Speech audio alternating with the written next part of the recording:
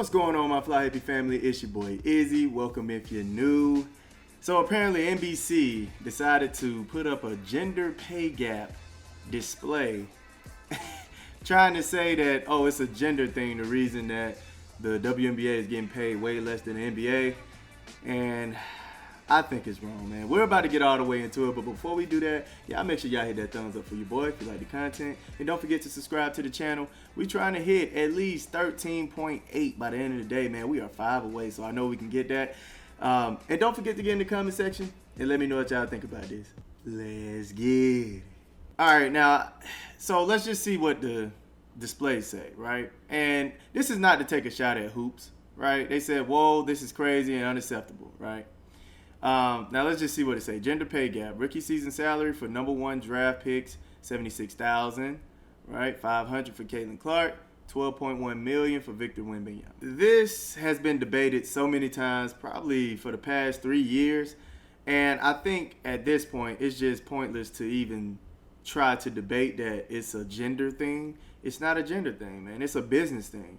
The marketing is terrible for the WNBA. We all know that. They don't know how to promote their best players, right? So not only is the business itself is bad, but the marketing is bad. They have a lot to do, a lot to fix to catch up to the NBA. And then, you know, talent-wise, you have way more talent in the NBA than you do in the WNBA. Now, I do believe it's a lot of phenomenal players in the WNBA, but you need that next generation like Caitlin Clark, Brink, and all, you know, the whole rookie class that came in, Camila, Reese. You need these players to make the game more popular. But I do feel like a change is coming, you know, especially with Caitlin Clark getting all those fans to come to away games and changing their away games to home games. Like, it's definitely on a pendulum swing right now. You know, it's about to go, I feel like it's going to go the other way in a minute, because I've been enjoying the WNBA more than I've enjoyed the NBA. Not like this season is probably one of the most enjoyable basketball seasons I've ever had. No lie, I'm not even capping here. I don't even watch all of the games for the NBA. So for me to watch the games where the bottom seed is playing the top seed, for me to watch those games in the WNBA and not do that for the NBA, that's already showing there's a change coming. They're not seeing a certain amount of revenue to be able to pay those players that. You see what I'm saying? It's not like they saying, oh, you're women, you don't get to deserve this type of money. Oh, you're women, we're not paying you this type of money. No, it don't work like that. It don't work like that. If they're making the money, they will pay those players that. You know, the NBA is making that money. The WNBA is not making that money. They're still feeding off of the NBA. Like when the WNBA becomes a sole proprietor and not be a partnership, because that's what it seems like, that the WNBA is a partnership with NBA, they'll probably be getting paid more than the NBA because of just how crazy Caitlin Clark alone has been for the wave, for the new wave, right? So I think it's just going to take time, man. It's going to take time. They're moving in the right direction. You have Juju coming, Paige. You have some good talent coming that I think that the world wants to see. You know, I think they did a great job promoting themselves in college so far, and that fan base is going to follow them into the WNBA, and that's how the league grows. You know, that's how the popularity grows. But we got to stop saying that this is a gender thing. It's not. It's a business thing at the end of the day, man, nonetheless. Let's see what the comments are saying. Wait until you figure out how businesses work. Yeah, see, that's what I'm saying. This is a business thing. This is definitely not a gender thing. Totally acceptable, not a gender thing. It's a market thing. That's it. That's it. You know, they have to learn how to market their league. It's that simple. They figure out how to get those endorsements, figure out how to get the players more endorsements. The players have to do a better job at promoting themselves as well. They have to get a PR team or something.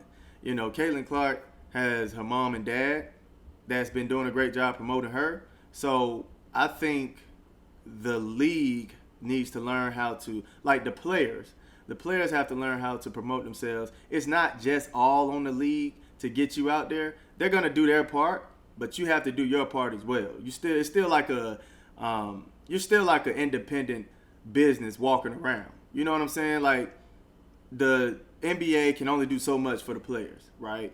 If the player go out there, and Ja Morant could be the best example of this. You are a business of your own. If you go out there and you ruin your reputation, the NBA can't do much for you. You're held to accountability to conduct yourself in a certain manner as well. This is why I say it's bad when the players get to talking like racism, they pulling race cards, they're doing all this stuff, they're showing hate, because you're ruining your chances of becoming more popular. Now you're making it extremely difficult for the WNBA to promote you all because of your attitude, because of your entitlement that you've been showing. You're making it extremely hard for the WNBA to promote you. Media training. It's very important. This stuff is important. How to conduct yourself out in public.